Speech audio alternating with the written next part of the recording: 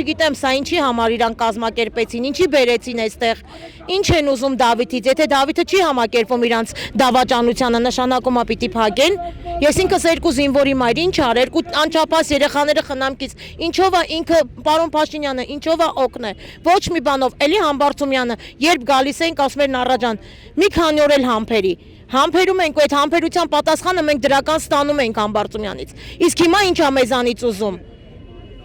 Այն օրը նույնպես բերել լցրել է եկեղեցու հայաթը։ Մտնում ենք եկեղեցու հայաթը հեռախոսներն ականջին քո բերած հենց իմինավոյ, որ օրենք պիտի պաշտպանի հեռախոսն ականջին ծիծաղալով ծառների տակը կանգնած են։ Դա ինչ է նշանակում։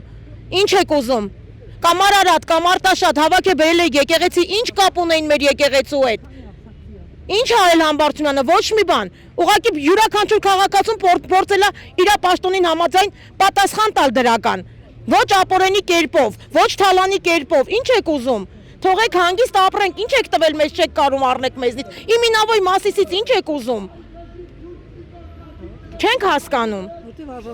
Որտեվ այո, ինքը ապրել է արժանապատիվ ու իր քայլերը միշտ եղել է արժանապատվոր են։ Ուզում են կոտրել, չէ, վախում էին, փակեցին, հիմա գոյնա դուրս թողեք։ Թողեք հանգիստ ապրենք, ինչ եք ուզում։ Անցած նիստին տեսենք ինչպես հետաձգվեց դատական նիստը։ Որոշեցին, որ իրանք չեն ծանոթացել այդ ամբողջ